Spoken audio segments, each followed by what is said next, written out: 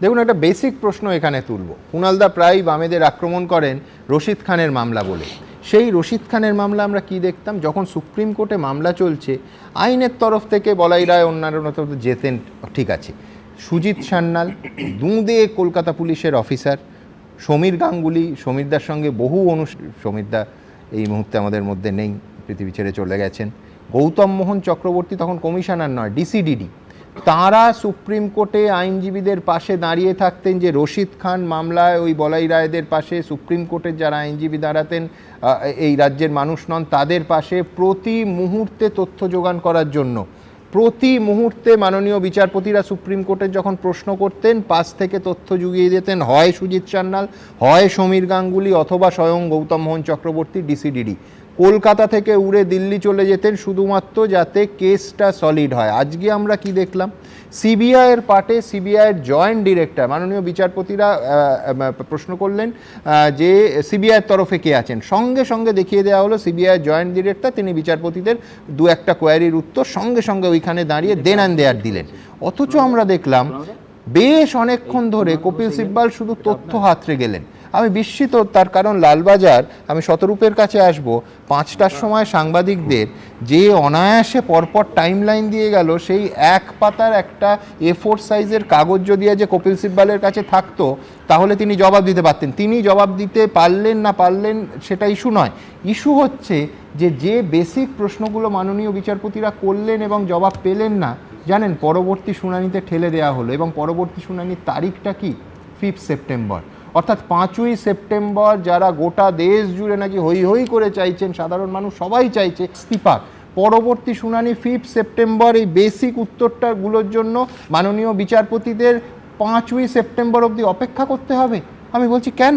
না সুমনদা, একটা কথা বলি, এই যে এত বিভ্রান্তি ছড়ানো, এইসব তথ্যের বিকৃতি হচ্ছে না, তুমি যে প্রশ্নটা আমায় করলে, এখন বাজে 8:44, একটু আগে কুণাল ঘোষ 7:23-এর সময় খুব সম্ভবত এবিপি আনন্দ স্টুডিওর বাইরেই চা বিস্কুট খেতে খেতে টুইট করেছেন, তদন্ত নথিভুক্তিতে পুলিশের ভূমিকার টাইমলাইন নিয়ে যে অভিযোগ করা হচ্ছিল তা নিয়ে শার্লক হোমসেরা যে উত্তেজনা ছড়াচ্ছিলেন, রাজ্য সরকারের তরফ থেকে তার নথিসহ ব্যাখ্যায় সুপ্রিম কোর্ট সন্তুষ্ট। এ নিয়ে বিভ্রান্তি ছড়ানোর কোনো অবকাশ নেই। তোমরা যে কপিল সিব্বলের সাথে 3জন জাস্টিসের যে জাস্টিসরা বলছেন যে আপনারা চূড়ান্ত বিরক্ত বলছেন, দায়িত্বশীল কোনো পুলিশ অফিসারকে আনবেন, এবং তৃণমূল কংগ্রেসের মুখপাত্ররা এই মিথ্যা ছড়াচ্ছেন সুপ্রিম কোর্টের নাম করে, যে সুপ্রিম কোর্ট নাকি তদন্তে বা সরকারের উত্তরে নাকি হেভি সন্তুষ্ট। আমরা পরিষ্কার বুঝতে পারছি এই যে প্রথম দিন থেকে এই যে তথ্য প্রমাণ যে কোনো কথা বলছে, শার্লক হোমস, মিতিন মাসি এই ধরনের কথাগুলো বলে যাচ্ছেন, সত্যিকারের মিথ্যে কথা কারা ছড়াচ্ছে, দায়িত্ব নিয়ে ছড়াচ্ছে।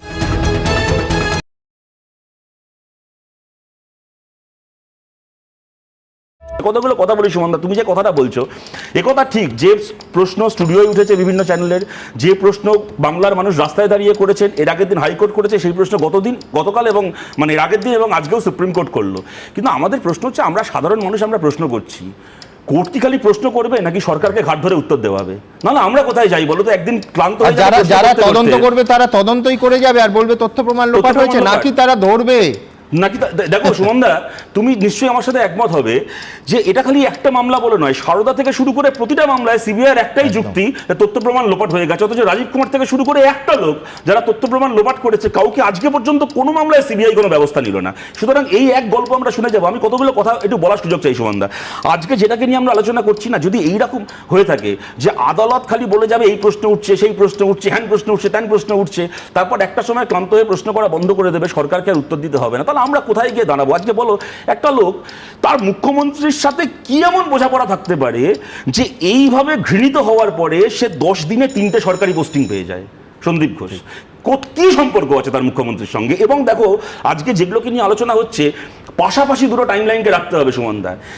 একদিকে যখন পুলিশ একটা প্রথমে হাসপাতালের ডাক্তারবাবুরা একটা মৃতদেহকে পেলেন, যাতে একাধিক আঘাতের চিহ্ন, তাকে অবচেতন অজ্ঞান বললেন, তাকে আনকনশিয়াস বললেন।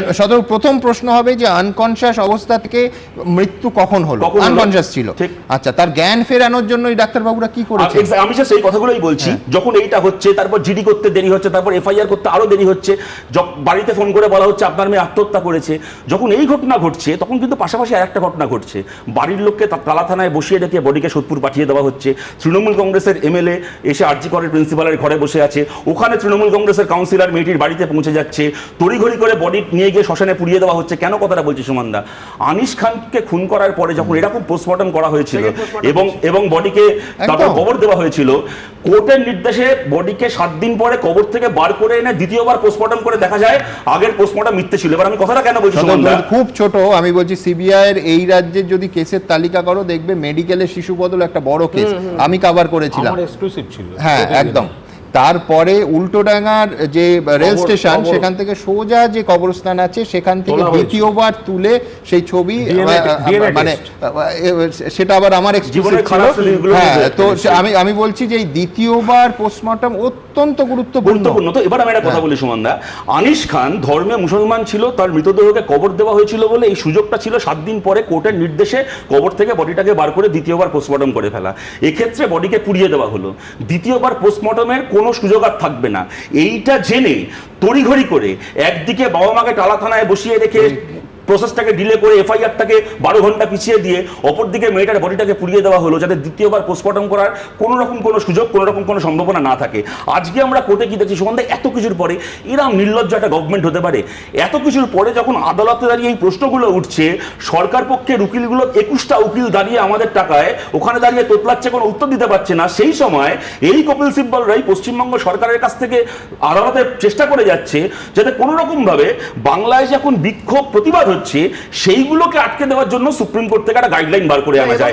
এত বড় নির্লজ্জ এরা হতে পারে? এত কিছুর পরে যাচ্ছে। খুব তাৎপর্যপূর্ণ বিষয় সেটা হচ্ছে রাজ্য সরকারের তরফ থেকে তুমি বলবে জাস্ট একটা সেন্টেন্স খালি বলে দিই, আমার কথাটা তাহলে শেষ হয়ে যাবে। দেখো এই সেম পুলিশ সুমনদা সন্দেশখালীর ঘটনায় নিরাপদ সর্দারকে আগে অ্যারেস্ট করে নিল, তারপরে তার নামে এফআইআর হলো, আর এক্ষেত্রে মেয়েটার ডেড বডি পাওয়া যাচ্ছে, ছলে বলে কৌশলে পুড়িয়ে দিচ্ছে, তারপরে এফআইআর রেজিস্টার করছে। কলকাতা হাইকোর্ট নিরাপদ সর্দারের কথা বলেছিল যে 19 দিন যারা আপনাকে জেলে পুরে রাখলো তাদেরই জেলে থাকার কথা। এবারে আরেকটা খুব বিষয় যেটা সেটা হচ্ছে কি আজকে রাজ্য সরকার তরফ থেকে বিষয়টা ওর বাবার উপরে ঠেলে দেওয়া হয়েছে, ভিক্টিমের বাবার উপরে, যে উনি এফআইআর করতে দেরি করেছেন, এই ধরনের একটা সাবমিশন